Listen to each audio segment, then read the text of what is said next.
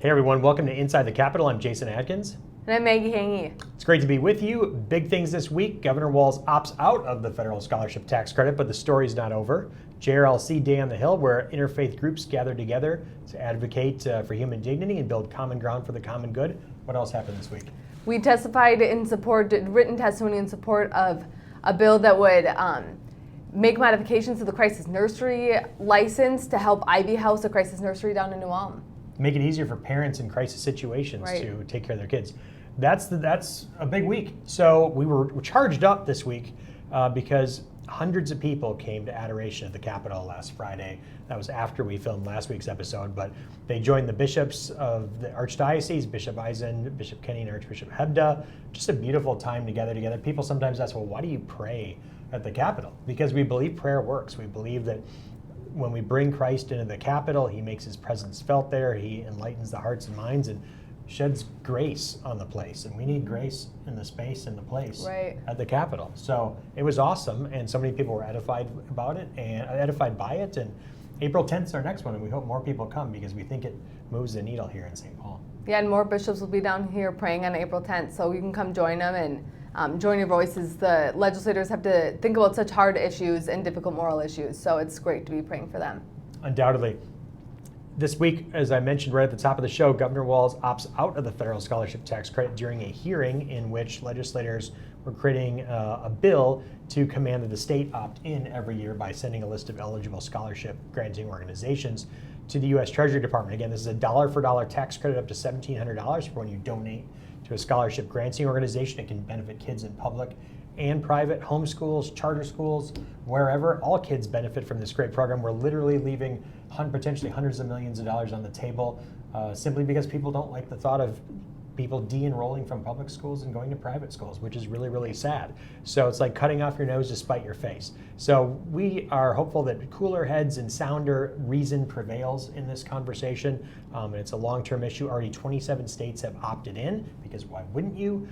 Including Democrat-led states. Including Democrat-led states like Virginia and Colorado. Mm-hmm. So we think more are on the way. We think this is a great issue that should be bringing people together, and we're hopeful that reason prevails over the long term. We're not giving up on this legislative session, and then either way, we're going to get a new governor in January, so hope he or she will opt in, the state to opt in and take advantage of this great opportunity.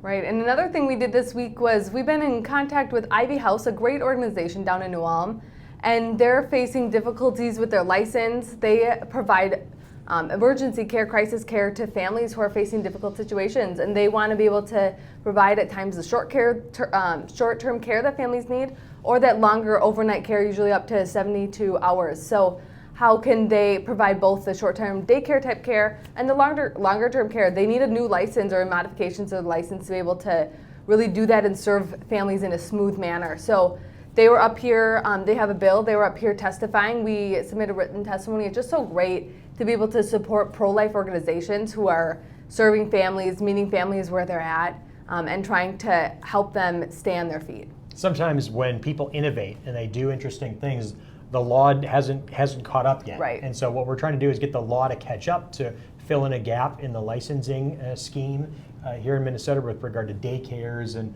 nurseries and all these different things, just to make sure that people who are trying to do good on their own dollar right, are not impeded. Where so much going on with fraud and abuse by others who are purporting to be providing human services. So people who are actually doing it on their own dollar and doing it well should not be impeded by burdensome regulations. So we're trying to clear the ground so that people can do the good. They have the freedom to serve.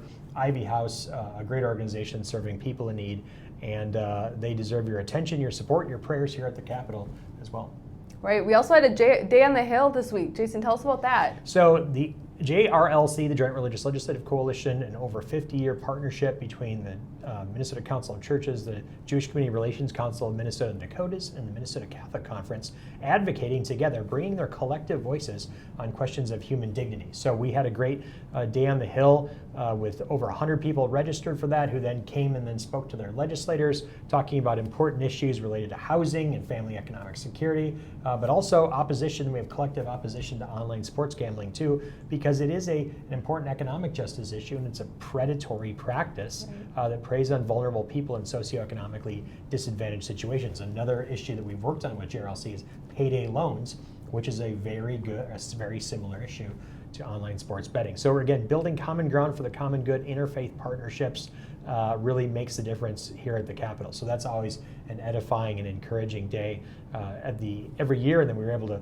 round that out with bringing people together in the rotunda to pray and reflect on our collective work together. So it's been a big week. As usual, we've only scratched the surface. Next week, really big week, because our bishops will be here at the Capitol meeting with the governor and legislative leaders. So that's going to be really exciting.